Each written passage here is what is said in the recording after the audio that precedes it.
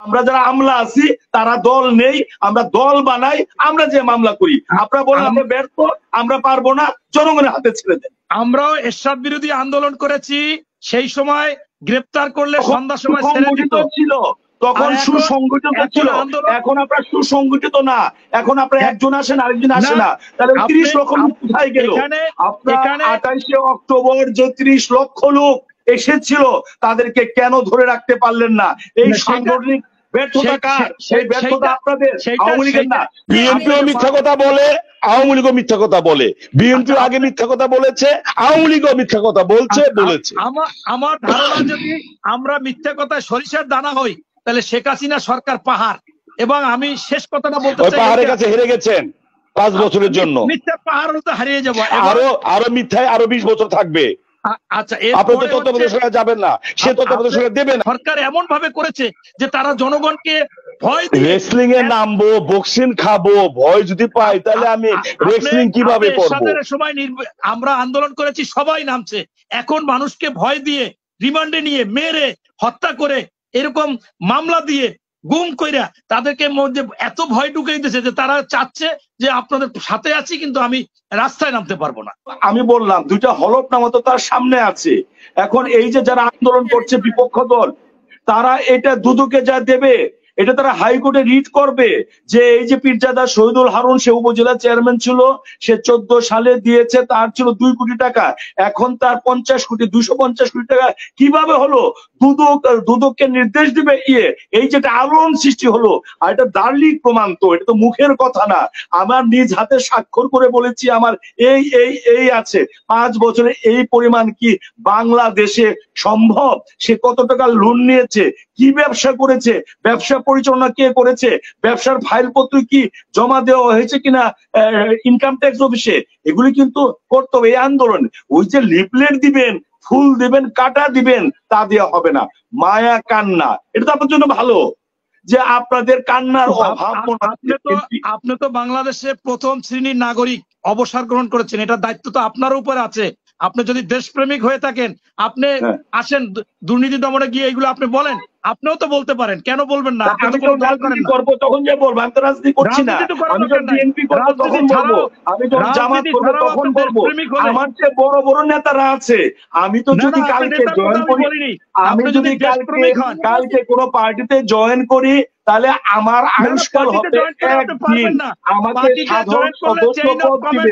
কিন্তু আপনারা এত 20 বছর 30 বছর 40 বছর ধরে রাজনীতি করছেন, আপনারা করবেন না, আমাকে করতে হবে। তাহলে আপনারা বলেন যে আমরা পারছি না, আপনারা বলেন যে পারছি না, তখন আমি যাব, রিমান্ডে নিবে, আপনি পারবেন না, নিয়মিত। আচ্ছা, এটা কিন্তু 71 সালের পর থেকে এটি চলছে। বিএনপি যখন ক্ষমতা ছিল আওয়ামী লীগকে পিটাইছে, আওয়ামী লীগ যখন ক্ষমতা ছিল বিএনপি কে পিটাইছে। কেন মতিয়া চৌধুরী পিটানি আমরা দেখি নাই? দেখেছি। যদি আপনারা বলেন আপনারা পারছেন না, আপনারা সবাই দল ছেড়ে দেন, আমরা যারা আমলা আছি তারা দল নেই, আমরা দল বানাই, আমরা যে মামলা করি। আপনারা বলেন আমরা ব্যর্থ, আমরা পারবো না, জনগণের হাতে ছেড়ে দেন। আমরাও এরশাদ বিরোধী আন্দোলন করেছি, সেই সময় গ্রেপ্তার করলে সন্ধ্যার সময় ছেড়ে দিত ছিল, তখন সুসংগঠিত ছিল। এখন আপনার সুসংগঠিত না, এখন আপনার একজন আসেন আরেকজন আসে না, তাহলে 30 লক্ষ লোক কোথায় গেল? আপনার 28শে অক্টোবর যে 30 লক্ষ লোক এসেছিল তাদেরকে কেন ধরে রাখতে পারলেন না? এই সাংগঠনিক ব্যর্থতা কার? সেই ব্যর্থতা আপনাদের, আওয়ামী লীগের না। আওয়ামী লীগ কিছু কিনেছে আর কিছু আপনারা দূরে সরে গিয়েছেন। 28শে অক্টোবর কিছু ভুল ছিল এখানে, অবশ্যই আওয়ামী লীগ যেভাবে হবে, রাজনীতিতে একটা সামান্য ভুল অনেক বড় খেসারত দিতে হয়। রাজনীতি ভুল, অনেক কিছু ভুল, রাজনীতি ভুল হতে পারে না, অনেক মাথা ওখানে।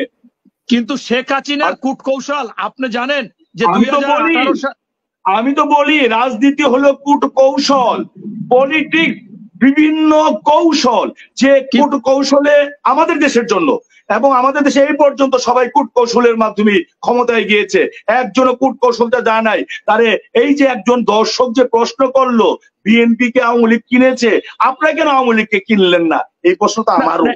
এখন বলি না, আমি এটা ভালোভাবে শুনি নাই, বিএনপি কে তারা আসলে কিনতে পারে না, এটা সম্পূর্ণ ভুল।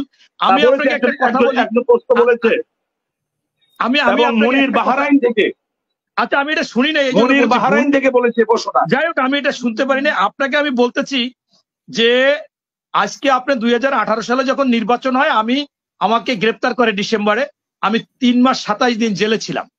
বাইরে হওয়ার পর আমার ইচ্ছা ছিল যে আমি মহাসচিবের কাছে জিজ্ঞাসা করব। এর মধ্যে আমি ডক্টর কামাল সাহেবের একটা প্রোগ্রামে গিয়েছি, পরে ওনায় বসে আছে এক জায়গায়, আমি ওনার কাছে জিজ্ঞাসা করলাম যে আমাদের কি অবস্থা হলো, আপনি কেন বললেন যে নির্বাচন সুষ্ঠু হচ্ছে, ভালো হচ্ছে, অসুবিধা নেই। আমাদের মহাসচিবও বলল, যেখানে বিবিসি আগের দিন রাত্রে 7:30 সংবাদে বলল যে এতগুলো কেন্দ্রে ভোট কেটে ঢুকানো হয়েছে। এটা তো আপনাদের বড় প্রমাণ, একটা সংবাদ মাধ্যম। সেইখানে আপনারা কেন পরের দিন নির্বাচন বর্জন করলেন না? আপনাদের তো উচিত ছিল ওই রাত্রে বলা যে তোমরা সাইকেলে পারো, মোটর সাইকেলে পারো, নির্বাচন কমিশনের সামনে আমরা নির্বাচন বর্জন করেছি, আসছে আমরা বসবো, রাত্রে নির্বাচন কেমনে হয়। আপনারা সেটা করেন নাই কেন? পরে বললো যে বাংলাদেশে একটা স্থিতিশীল অবস্থা আনার জন্য আমি তো বিশ্বাস করেছিলাম শেখ হাসিনাকে। সে বলেছিল যে আপনারা এবার বিরোধী দলে থাকেন, আমরা একটা পর্যায়ে যাই 140টা আসন, শেষ পর্যন্ত আমাদের দিবে 80টা আসন, জাতীয় পার্টিকেও কিছু দিতে হবে, আমরা 80টার তালিকা দিয়েছিলাম। এইটা উনি বলেছিল যে সারাদিন যা হয় হোক, ভোট কাটাকাটি হোক, যা হোক, কিন্তু আপনারা কি পাবেন, ওই আসন 80টা পেয়ে যাবেন। এই জন্য আমরা বিশ্বাস করেছিলাম। কিন্তু সে যে বিশ্বাসের নামে একবার একটা গল্প উনি বলল তখন যে একজন আলেম দুষ্ট লোকের মিষ্টি কথায় বিশ্বাস করলেন কেন? দুষ্ট লোকের মিষ্টি কথায় বিশ্বাস করলেন কেন? না, এখন উনি বললো রাজনীতির কোনো সত্য কথা কেউ বলে? না, এখন আমি রাজনীতিতে বলি- কেউ সত্য কথা বলে? আমরা এখন বিশ্বাস করি নির্বাচনে যাবে কিভাবে?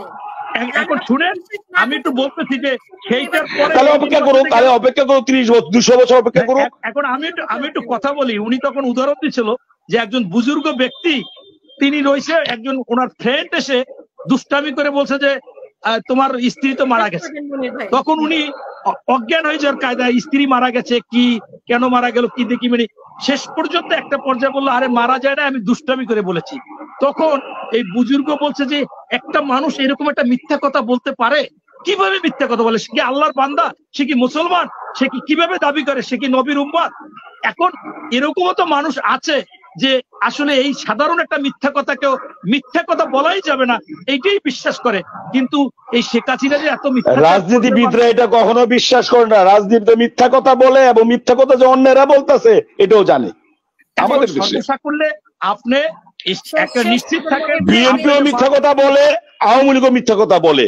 বিএনপিও আগে মিথ্যা কথা বলেছে, আওয়ামী লীগও মিথ্যা কথা বলছে। আমার ধারণা যদি আমরা মিথ্যা কথায় সরিষার দানা হই, তাহলে শেখ হাসিনা সরকার পাহাড়। এবং আমি শেষ কথাটা বলতে চাই, পাহাড়ের কাছে হেরে গেছেন 5 বছরের জন্য। মিথ্যা পাহাড় হতে হারিয়ে যাবো, আরো মিথ্যায় আরো 20 বছর থাকবে। আচ্ছা, আপনি তো তত্ত্বাবধায়ক সরকার যাবেন না, সে তত্ত্বাবধায়ক সরকার দেবে না। আপনি শুনেন, নমরুদ আমেরিকা আসতেছে না, নমরুদ ইন্ডিয়া আছে তার সাথে। হ্যাঁ, অপেক্ষা করতে হবে, অপেক্ষা করতে হবে। পতন অবশ্যই হবেই হবে। অবশ্যই 200 বছর লাগছে ব্রিটিশদের তাড়াতে, পাকিস্তানিদের 25 বছর, আমরা বিএনপি আরো 40 বছর অপেক্ষা করব। কিন্তু আমরা আওয়ামী লীগের পাতানো ইলেকশনে যাব না, আমরা তত্ত্বাবধায়ক সরকার ছাড়া কোনো ইলেকশনে যাব না। শেখ হাসিনার মিথ্যা কথা বলবো না, বিশ্বাস করবো না। আমরা 25 বছর দরকার নয়, 50 বছর ইলেকশনে যাব না, কিন্তু আমরা এই খেলার ইলেকশনে যে খেলার পুতুল হব না। এই কথাটা ভালো বলছেন, এইটাই আসলে আমাদের মধ্যে এটাই হবে আপনাদের, এটাই হবে। আমি আমলা হিসেবে তাই দেখতেছি, এটাই হবে আপনাদের। তবে আপনাদের বলি, এই নির্বাচনে আপনি তো বারবার বলেন যাইতে, আমরা ওই টকশোতে জনগণ না জনগণকে সম্পৃক্ত করে এখন আন্দোলনে আসেন। দ্রব্যমূল্য বৃদ্ধি পেয়েছে, আন্দোলনে যান। ব্যাংক ডাকাতি হয়েছে, আন্দোলনে যান। বিদ্যুতের দাম বাড়াচ্ছে, আন্দোলনে যান। ওই লিফলেট ফুল দিয়া ভালো হবে না। তোমাকে আমি ভালোবেসেছি সেটাই বড় কথা, তুমি ফুল দিলে না পাতা দিলে সেটা আমার দেখার বিষয় না। আচ্ছা, ফুল দিয়ে কাজ হবে না, তাদের ঢিল দেন, ওদের হাতে ঢিল দেন, ফুল বাদ দিয়ে ঢিল দেন। ঢিল মৌচাকে মারুক, মৌচাকে কামড় দিবে, মৌচাক পরে কিন্তু পরাস্ত হয়ে মধুটা নিয়ে আসবো, এইটা রাজনীতি। আচ্ছা, আপনাকে আমি এটা আপনার কথাটার উত্তর দিই। আপনি তো বারবার বলতেছেন যে নির্বাচনে না যাওয়াটা আমাদের বিরাট ভুল হয়েছে। আপনাকে আমি একটু শুধু উদাহরণ দিই। এই নির্বাচনে গেলে আমাদের মনে করেন 50 লক্ষ লোকের নামে মামলা, সেইখানে 50 লক্ষ না, আওয়ামী লীগ বলতেছে 25 লাখ, 25 লক্ষ লোকের নামে মামলা, তাদের পিঠ দেয়ালে ঠেকে গেছে। এই নির্বাচনে গেলে আমাদের প্রার্থী দিলে সেইখানে ওরা কেটে কোটে নিতই, ডিক্লেয়ার দিয়ে নিত তখন খুনাখুনি হতো, এত হতাহত হতো, আপনি চিন্তা করতে পারতেন না। সেইটাকে আমরা ভালো চোখে দেখিনি। এবার 29 সালে কি আশা করেন?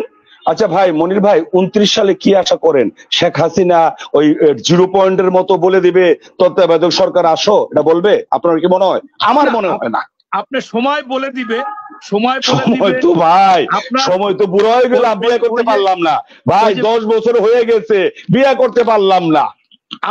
আপনি একটা কথা জেনে রাখেন, আমার ভাই আওয়ামী লীগ বিয়ে করে বাচ্চা পেটে হয়েছে 10-12টা, আর আমি বিএনপি থেকে 10 বছর আমি পিছনে আছি, বিয়ে করতে পারলাম না। মানুষ হাসে, প্রত্যেকটা লোক তাদেরকে ঘৃণা করে, জনবিচ্ছিন্ন হোক, ক্ষমতা আমাদের দেশে, ক্ষমতা মেইন। আমি আপনাকে একটা কথা বলি, আপনি দেখেছেন যে একটা সিংহকে কিছু মহিষ ধাওয়া করছে, এটা ভিডিও ভাইরাল হয়েছে। আবার একটা সিংহকে অন্য কিছু ওই যে ছোট ধরনের এক ধরনের সিংওয়ালা গরু আছে, তারা ধাওয়া করেছে, সেটাকে শেষ করেছে। অতএব আপনি নিশ্চিত থাকেন যে একটা সময় যতই যা বলেন, আজকে 10%-এর কোঠায় আসছে, আবার অনেকে বলে 7%, এই পার্সেন্টেজ যখন কমে যাবে, ওরা মারামারি করবে, ওরা ধরাধরি করবে। আপনাদের সিং যে কেটে দিয়েছে, কেমনে ধাওয়া করবেন? আপনাদের বিএনপি সিং তো সব কেটে দিয়েছে, কিভাবে ধাওয়া করবেন? আপনি নিশ্চিত থাকেন সময় আসবে, আপনি হতাশ হওয়ার কিছু নাই। যেহেতু বিএনপি এখনো ঐক্যবদ্ধ আছে এবং রিক্সা শ্রমিক বলেন, আপনার পাঠাও শ্রমিক বলেন, হকার বলেন, তারা না 17 কোটি লোক অতিষ্ঠ।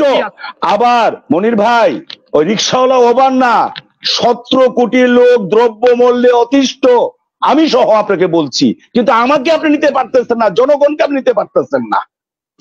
সেইখানে আমি বিশ্বাস করেন, আমি গেছি, ডোর টু ডোর গেছি, তারা কেস মামলাকে ভয় করে, তারা আসতে চায় না। তারা বলে আমরা সমর্থন দেব, আপনি রাস্তায় নামেন, আপনি গুলির সামনে যান। কিন্তু তারা কিন্তু এইটা ভয় পেয়ে গেছে, এই সরকার এমন ভাবে করেছে যে তারা জনগণকে ভয় দিয়ে রেসলিং এ নামবো, বক্সিং খাবো, ভয় যদি পাই তাহলে আমি রেসলিং কিভাবে করব? সময় আমরা আন্দোলন করেছি, সবাই নামছে। এখন মানুষকে ভয় দিয়ে, রিমান্ডে নিয়ে, মেরে হত্যা করে, এরকম মামলা দিয়ে, গুম কইরা তাদেরকে মধ্যে এত ভয় ঢুকিয়ে দিয়েছে যে তারা চাচ্ছে যে আপনাদের সাথে আছি কিন্তু আমি রাস্তায় নামতে পারবো না। এই হলো বিরাট ব্যাপার। ধন্যবাদ।